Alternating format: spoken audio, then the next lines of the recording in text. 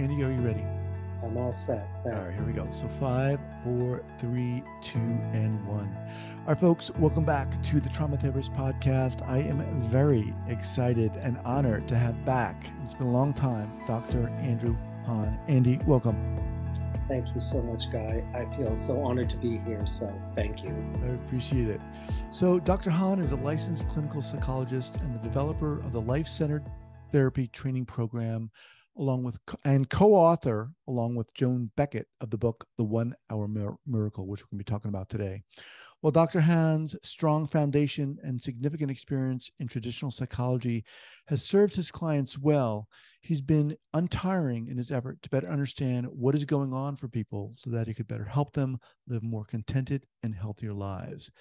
This calling for greater understanding, as well as certain experiences which he couldn't fully comprehend within the confines of traditional Western paradigms, led him on a search for answers that opened him up to the worlds of Buddhist and Eastern psychology, as well as mystery trainings and depth, archetypal and spiritual psychology. Andy, welcome back to the podcast. Thanks so much, Guy. So, all right, before we get going here, we met early on, and I'll certainly link up that early podcast episode. But before we get going here, Andy, share with the listeners where you're from originally and where you are currently. I'm from a place called Belmont, Massachusetts, which was directly west of Cambridge, Massachusetts, which is directly west of Boston. And now I live in Waltham, which is one town south of where I grew up. Okay. So I'm about 10 miles from Boston west. All right. Awesome. So you have a very interesting background, and I want to, well, when people ask you, what do you do? What do you say? I say, what I do is this, if I'm talking simply. I say what I do is I try to help people. My job is to be of service so that I can work with a person or a couple or a group or a family or anything, heal suffering, which is healing trauma. And this, because I think suffering and trauma are exactly the same thing, and master whatever it is that I think, because I think trauma is simply what can't be handled, master it so that they can live a life that's really in alignment with life and in alignment with their soul. So I'd say what I do is I help people remember who they are, which is to be able to say who I am is everything, and then to find my particular, differentiated, unique place in all of that so I can live with aliveness and engagement and love and understanding and grace and make a contribution and be of service. Mm-hmm. That's what I say I do. So the book, the new book, the 1 Hour Miracle, a 5-step process to guide your healing, to guide your self-healing, change the story, re-author your life. I want to ask you how this came about, but first I want to ask you about how this new paradigm came about, life-centered therapy. How did this come about? My training, I have a PsyD. I got it in 1985, so I had a tremendous amount of clinical training. That's the beauty of a PsyD. And I was in Philadelphia, which was a hotbed of like everything. I mean, psychoanalysis and, you know, really sort of cutting edge family therapy and CBT, and Minuchin was there. And, you know, there was an incredible hypnosis community there. So it was remarkable. And I had a diverse training. And then what happened is I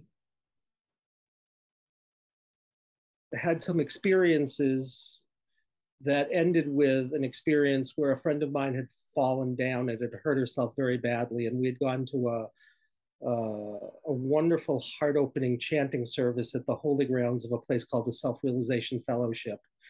And she had hurt her ankle. It was very swollen and discolored, and she was in a lot of pain. And I was sort of holding her up because she wanted to walk us around. And we got to these 2 benches, and she said, "We have to stop because you're going to have to carry me out of here." So she sat down on one bench, and I wanted her to be able to put her leg up. So I actually went to a very funny place because I had to circumambulate the whole thing and walk through some bushes to get so that I could get her leg to put on my elevated. And the second I sat down, the best way I could describe what happened is I was flooded with something that looked like a multiplicity of suns. And I knew it wasn't the sun because I could actually know where the sun was. And I knew that light wasn't coming from there. And it just came down like through the crown of my head. And I said to her, Roshan, I'm not even going to touch you. I'm just going to experience some energy flowing through my hands to your ankle.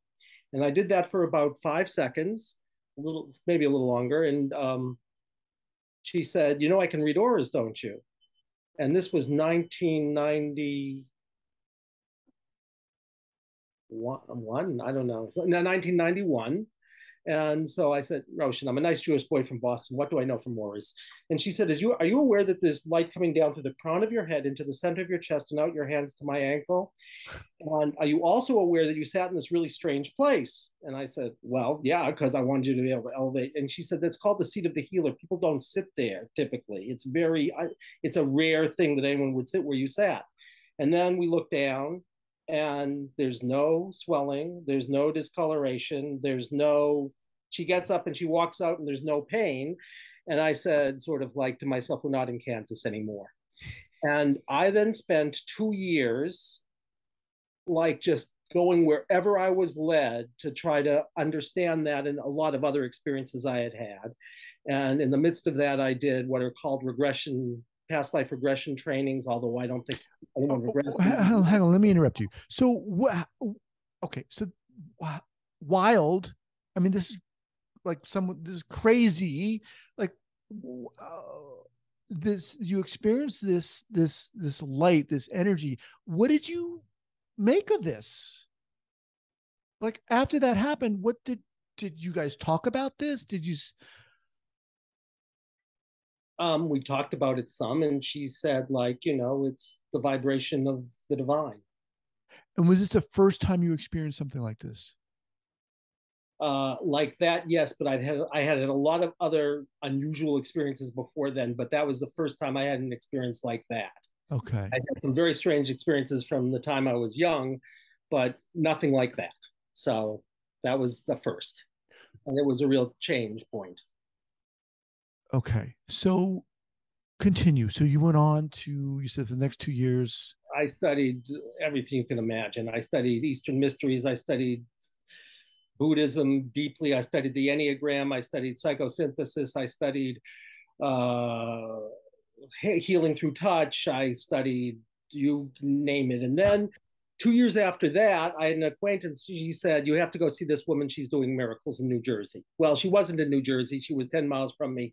But my acquaintance told me a story, which was that a woman was at this workshop with a woman named Judith. Judith ran the workshop, and she had such a bad case of asthma, she could barely walk up the stairs. I'll tell you fast.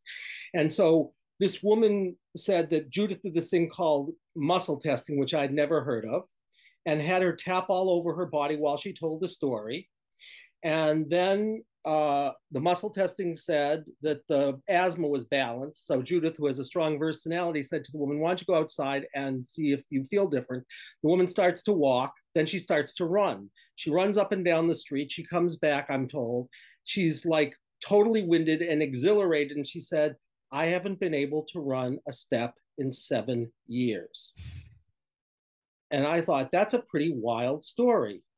So I found out where Judith was, and I found out what Judith was doing. And Judith and I became collaborators, and we took all the stuff that she knew about muscle testing and kinesiology.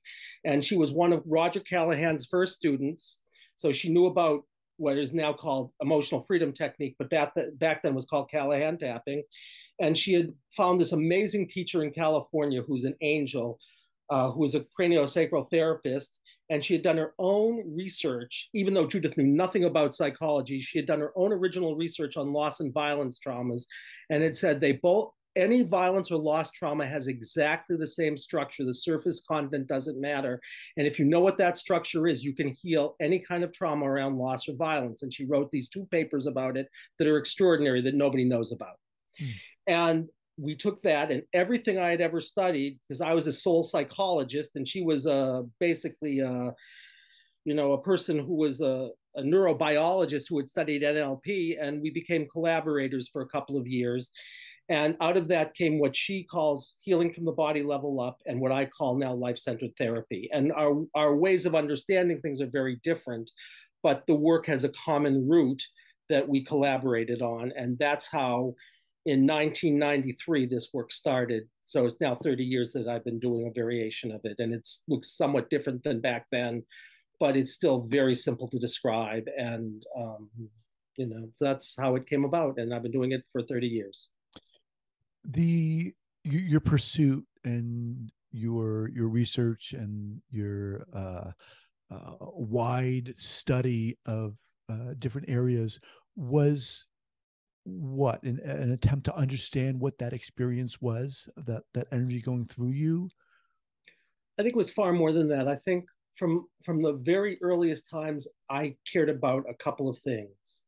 I wanted to understand all of the answers to all the questions in the universe. I went to a planetarium show when I was 6 years old, and it was a show about going to the moon. And I walk out of there, and my brother, who's 3, I walk out and I say, I want to understand everything in the universe. And my brother says, I want to know how to get to the moon. And that tells you everything you need to know about us. And then when I was, some things happened. When I was 11, I'll tell you quickly, my parents threw a dinner party for this man who turned out to be a radio talk show host in Boston. He was the biggest one in overnight radio talk show, and they were all laughing. And I'm standing outside, and I'm in like 5th grade, and I walk in, and I understand why they're all laughing, which is that he had a guy on who believed in ESP, and they were all like making fun of him. And I said to them, well, if you could see and everybody else was blind, how would you prove to them that you could see? And they did exactly what you're doing. They just sat there and said nothing. So I figured they didn't know the answer, so I walked out of the room. So it's like I've always been wanting to understand what's going on, and I've always loved people, and I've always wanted to understand people and love them. And that led me to, among other things, to psychology. And then I said, there's got to be something better than what I learned in graduate school. Mm-hmm. Because I was at that point, I was a training director in a clinic, and I was a professor, and I was getting good results. I said, there has to be something better. And that's when all this started to happen. And if you told me, I'll just finish, if you told me that I would see the things that I've seen since then, I would have said, yeah, and pigs can fly to the moon, except now I believe pigs can fly to the moon, because I've seen things that make that story about asthma kind of pale in comparison. But it's really about freedom from suffering, and the miraculous quote unquote results we get in content, which we do sometimes. Mm-hmm. And I know you're interested in psychosis, so I could tell you a very interesting story about that, because I have my ideas about what I think psychosis is in terms of trauma. Well, let me ask you before you do that. What is life-centered therapy? This is a new paradigm, a different paradigm in contrast to traditional? It's a new paradigm. Basically, the idea is, why we call it life-centered therapy is we think that we have to do 2 things in life. One is we have to be life. And the best way I can explain that is the ideas of sort of the biological holographic idea of cells and bodies. So each of our cells, we have 3 trillion cells. Each of them is different on the surface, but underneath them, they all have to be the same, because you could take one of them and create Dolly the sheep. So the whole universe is in the grain of sand, so to speak. We know that. So what is our spiritual role in life is to say, I'm not what I identify with, which is the surface. Really, I am the evolving everything. I am the template. And if we know that, that means that I'm in relationship with life. Everyone is in relationship with life, and all of us are life. And so I think our work on a soul level is to become the template and to say, who I am is everything. Mm-hmm. And then there'd be no judgmentalism. There'd be no trauma, because if you're everything, anything could happen to you, and you could say, it's just part of life. I wouldn't be traumatized. And so what is the work? The work then is to say, once I do that, then what is my particularity, my differentiated soul work? So I get up in the morning and I say, I'm of service to life, and I feel so alive when I get up, because I know I'm in alignment with life and doing my part to be a vessel for whatever that is. And it's really simple to say how you do it, which is, Mhm. why do people suffer? What is trauma? It's simply something that can't be handled, can't be taken in stride and integrated. If you could say, and so what is therapy? It's simply mastering what couldn't be taken in stride. And it's very simple. You could tell a 10-year-old how to do it, which is that whenever there's something that can't be handled, in that moment, a sensation is born. So, and that sensation is not a part of you, it's its own living being. It was born in a moment and it has its whole life, and it's a living being just like Guy is. So if I say to Guy, let's say Guy comes in, right? And Guy has motorcycle backfires. I'll try to be fast with this. And Guy has a panic attack. And I say, Guy, when you're having this panic attack, right? What's happening in your body? And you say, heart's pounding fast. And I say, Guy, I'm going to say something strange to you. You're not having a panic attack. Your little toe is fine. Someone whose name is heart pounding fast is having the panic attack. But you've forgotten that. And so you've unconsciously identified with heart pounding fast. And the second you become aware of heart pounding fast, if you could choose to become heart pounding fast from the inside out, you would consciously, in the same way that an actor would choose to become enrolled in something fully, but would know they weren't that it was an experience they were having, but it wasn't who they was. The second you choose to become heart pounding fast, you're no longer traumatized anymore, because you are the self that is choosing and then bearing witness and holding who that ever that is. And then if you tell me, oh my God, bombs are going off, and right, which is what's going on, but you wouldn't be saying that. Heart pounding fast would be, and then you'd say, oh, I'm now remembering that which has been dismembered, so that I believe that I was this part, but I no longer identify with it. I identify with the self who says, I'm here with you. And then something miraculous happens, which is heart pounding fast goes away. And theoretically, if that was the only reason you were having panic attacks, the next time a motorcycle backfired, you'd say, this is reminding me of being a soldier in Afghanistan when those bombs were going off. But it's not who I am. Mm-hmm. Who I am is the one who remembers it. And that, I think, is all in a simple way you have to do in order to heal trauma. That's it. So contrast this with quote unquote traditional Western psychology's approach.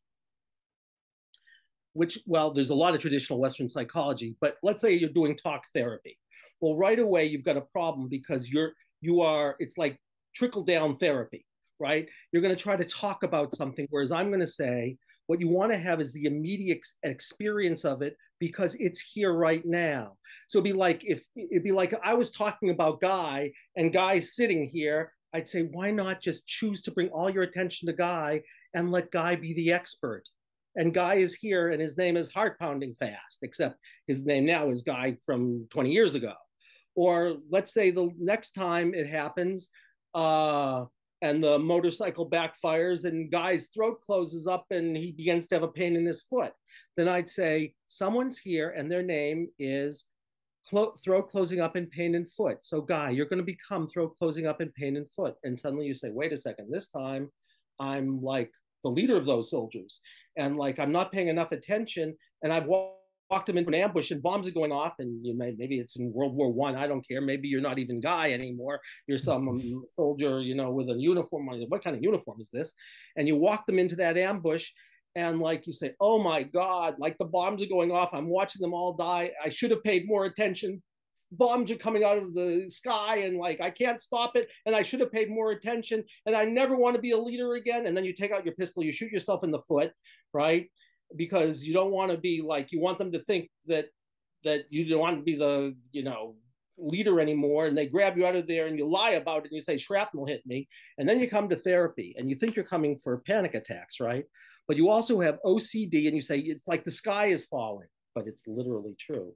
Or you have ADHD and you feel guilty about it. Or you say, every time I want to be a leader, I shoot myself in the foot. And you also have, like, you dropped something on your foot 7 years ago, and no one knows why you have chronic pain, because they said it should be better, but you're still limping. But if that was only that soldier in 1918, theoretically, and I've seen stuff like this, all those symptoms go away. This is why we call it on that level the 1 hour miracle, which was not our choice. But we've had stories where 6 or 7 symptoms that people have worked on forever go away in a half hour because they all got enfolded into one narrative that was about betrayal. So if I could find out the real problem wasn't the bombs going off, but betrayal, and I can do that, and I can find out where it crystallized, because everything after that is just an echo. And I say, I know this is going to sound funny, but you think you're coming in here because you're having panic attacks, but you're really coming in here because you betrayed a trust. And the person who betrayed the trust isn't even Guy. He's someone what we could call from another lifetime, however you want to understand that. And I don't care how you understand it. But we know you're not going to be the main character in the story. But if you could find him and we could change his story and get him to get forgiveness and make amends, maybe you won't go around feeling like you can't be a leader anymore, or you have this sense of over responsibility that makes no sense to you. And maybe we could change all that. So can you share with us a specific example of this? Obviously, we don't need names or anything, but let's kind of bring this down to someone you worked with. Well, you want to hear a strange story? Because I know you're interested in psychosis and people who are psychotic. Sure. All right. I had a person, this was right after this all developed, and she was clearly DID, and she clearly was psychotic. She had all of the classic symptoms of DID, loss of time and all that stuff. Plus she had bugs crawling all over. And she knew that that wasn't true, but she would and she'd been hospitalized a couple of times yearly until I saw her.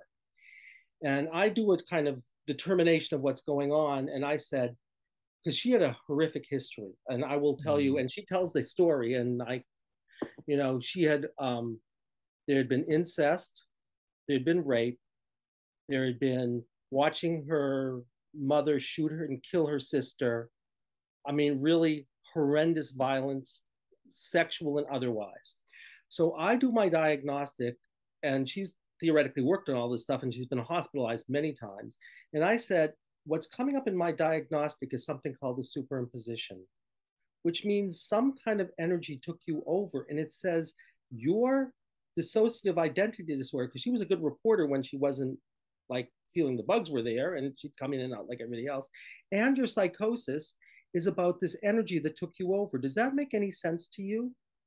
And I was a little afraid to say that to her because, and she said, it makes total sense to me. I'm going to tell you what happened. She said, when I was 8 years old, I actually found out, I said, and this occurred between the time that you were 6 and 10. I could muscle test all that. And it says that that's your core problem, nothing else. And she said, I know exactly what it is. I was at my father's church, Southern Baptist. He was giving a fire and brimstone sermon. And while he was giving that sermon and people were having all of these experiences, this energy took me over. And it was like this dark cloud. And she said, I felt crazy. And she was already because of things that no one was talking about. She was seeing a psychiatrist, which is interesting given her history. And the psychiatrist said, you're crazy, and put her on Thorazine.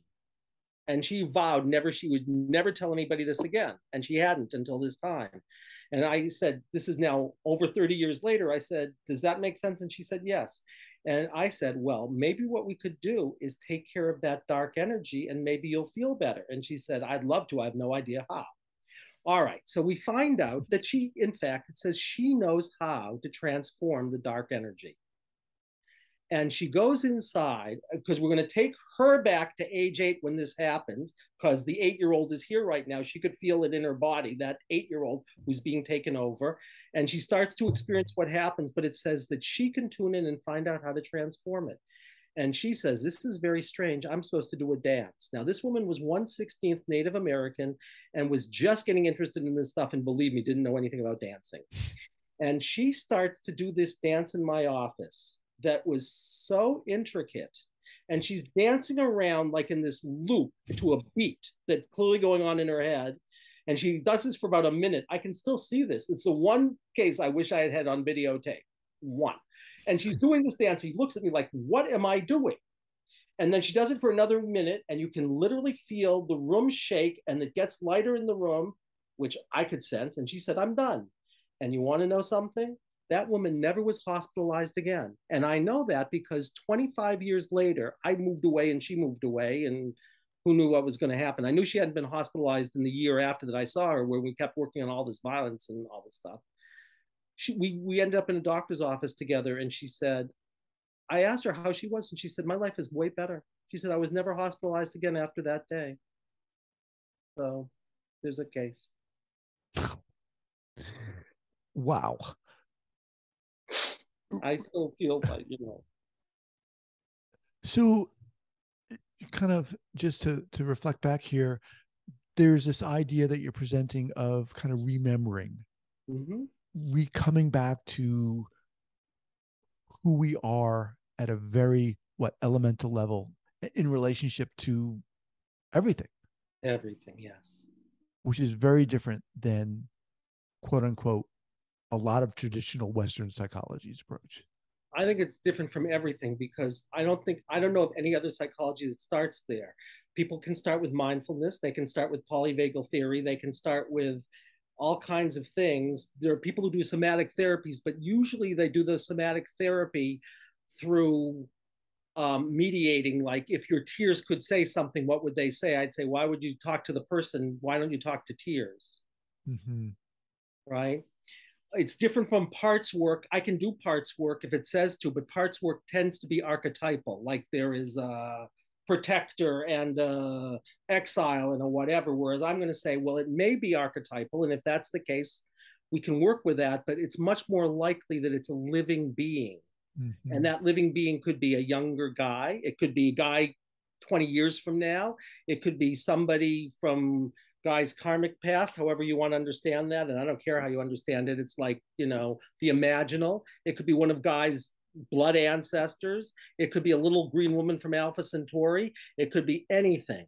That's what we call it life-centered therapy, because if you open to every possibility of what the cause of the trauma is and every possible solution, you can't miss out. So I'd say, someone says, I want to do EMDR. I say, well, if EMDR is what's called for, I know how to do EMDR, but I can muscle test and say, if you need something like that, is emotional freedom technique a more elegant key for you than EMDR, because they do different things, because one does up, down, and one does left, right, or is frontal occipital holding, which we'll do back, front, but the most powerful practice, of course, is just awareness in a high vibrational field. When you identify with self, big S self, and hold and bear witness to the one who's traumatized, that's a body sensation.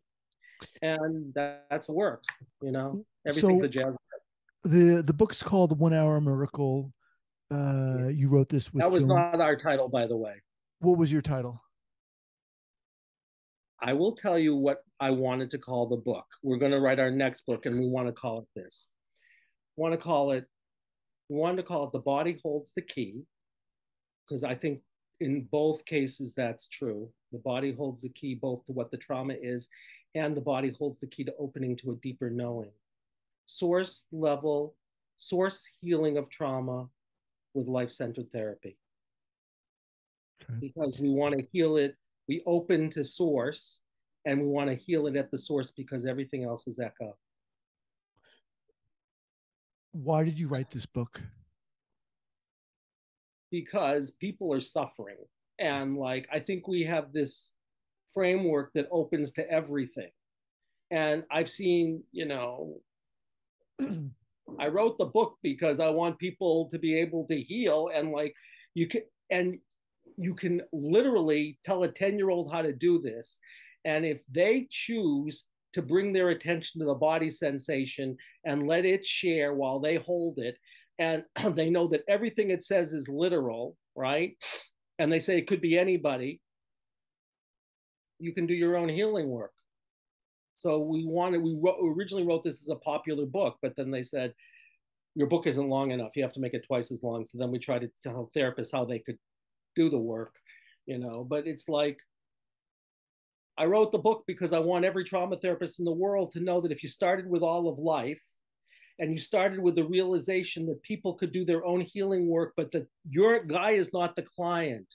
Guy is the expert on life as it comes through him, but the real client is discomfort in the body. And every time you drop into it and say, I will choose to be you and then I will hold you, you no longer are Guy. You are the self that's holding someone else that could be little Guy or anyone else. And you just say, you're the expert and you are dense life. What is a dense energy? It's matter. And what is it really? It's energy. And when you bring all your awareness to it and say, I will be with you, it goes back into its pure form, which is energy. And then suddenly the sensation goes away. And when we do that, and we are with everything we are afraid to experience, we become what is called realized beings. And then we as an identity go away. And you're no longer Guy, you're Guying. You're having the experience of being Guy, but it's not who we are. We're no identity at all. And the point here is when we get to a place of being no identity, we could say, anything I have judgmentalism of, I'm judging myself. Anything I compare myself to, I'm comparing myself to myself. Anything I'm anxious about is just something I can't say, I can be with that. I may not prefer it, but I can be with it. And that's why I say trauma, really, people say trauma is something too bad. No, trauma is simply anything that can't be taken in stride. If it's too good, that's a trauma. It just turns out to be craving as opposed to aversion. If it's too much, that's a trauma. So, I see we have something called a wonderful pattern, and wonderful patterns are things that were so good that they couldn't integrate them. People spend their whole lives reliving the original situation, like they had a boyfriend who moved away from them, and I'll never have a boyfriend like that again. And that's a trauma because they couldn't integrate it. They couldn't say, okay, that's an experiencing I'm having. It was so much better than everything else that they keep trying to relive it. Just like if it's so bad and they can't handle it, they keep trying to relive it. And trauma is subjective. If I'm a realized being, I can handle anything. I can handle being crucified. If I'm not, I'm going to scream at my father and say, why have you forsaken me? I was a good boy.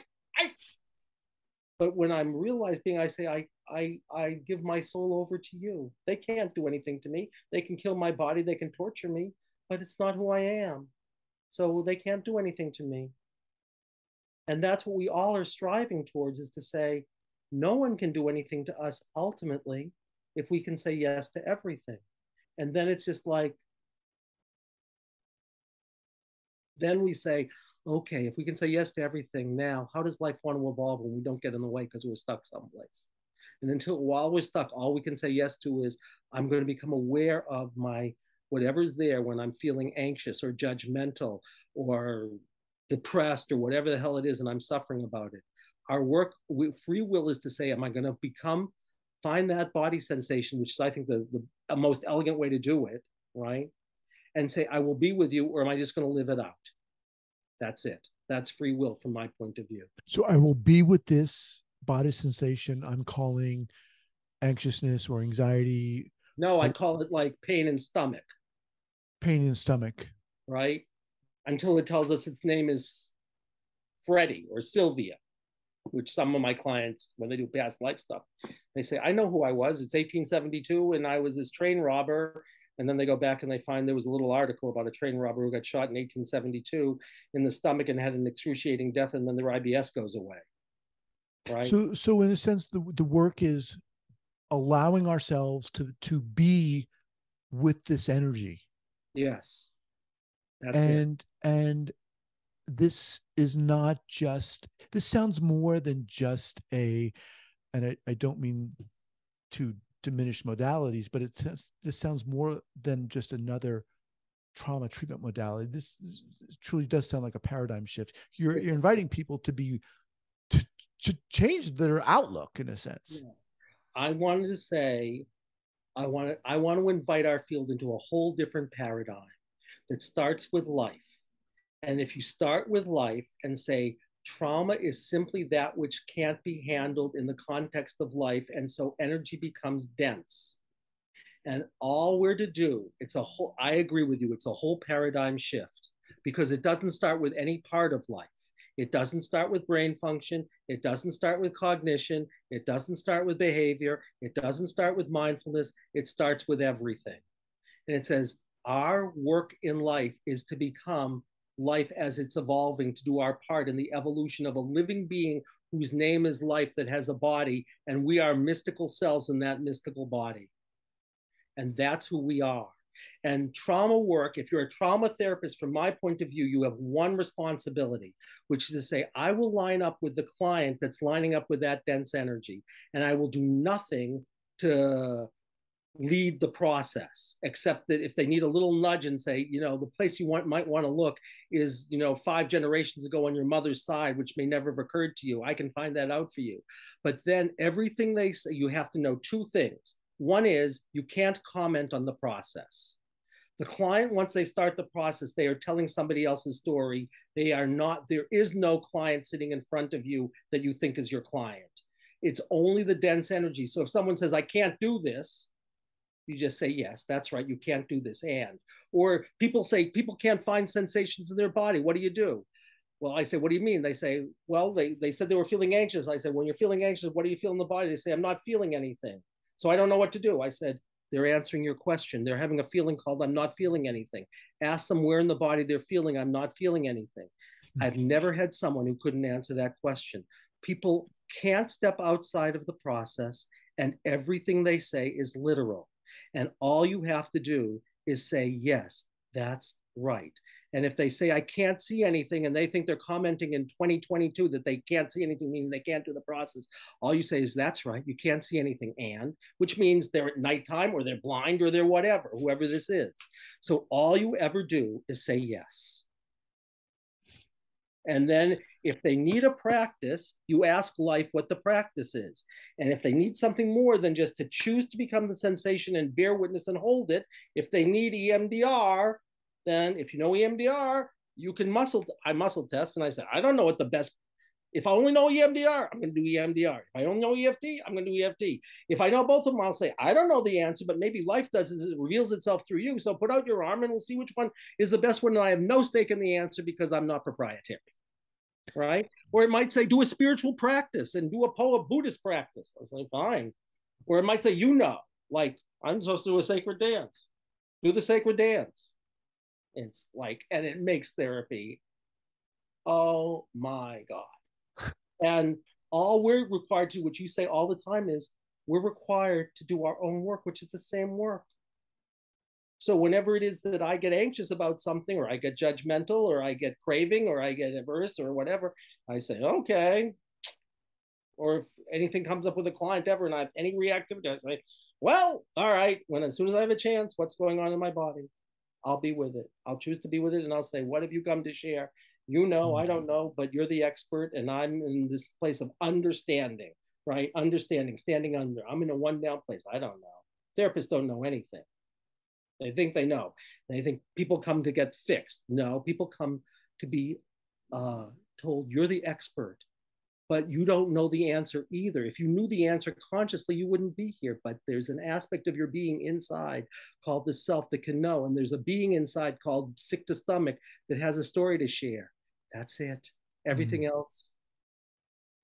If it never occurred to you that you had an extraterrestrial implant and that's why it is that your ears are buzzing, well, I can find that out for you because, you could spend a lot of time working on your tinnitus. But like, if it never occurred to you that you were in a story where you prayed to the universe that you don't want to hear bad news, and that's part of your issues, and you put out a prayer to the universe which you didn't remember, but you had this dense energy in your head that's part of your tinnitus, and then you see this strange creature that puts something in your head, and now you have static, and you say, could you please undo that? And it melts it and your tinnitus goes away. Believe me, you won't care if it's real or not because your tinnitus is gone. Andy, as we wind down here, what's the best way for people to get in contact with you? Because I'm guaranteeing a lot of people are going to listen to this and they're going to want to wonder, do you do trainings and so forth? Yeah, we do trainings. We've got our trainings because of COVID. They're all online, and we spent a lot of time and we have really lovely trainings, and we train people online and we mentor them online. And yes. And okay. Is that life-centered therapy? lifecenteredtherapy.com, and they can find it all. If they want to write me, I respond to my own stuff. All you do is put Hahn, Andy Hahn, Hahn at lifecenteredtherapy.com. I will get an email and I will respond to you. Okay, awesome. Andy, you are intense, you're fascinating, you're inspiring, and this is a paradigm shift, and it's exciting. Thank you, Guy. I'd love to have you back. Love to continue this conversation. We can be in touch. This will go live. Well, I'll let you know when this goes live, but I want to thank you so much for taking the time to do this. I want to thank you so much for inviting me back, because, like, you know, it gets better with age. All right, sir. Take care. Bye now. Bye-bye.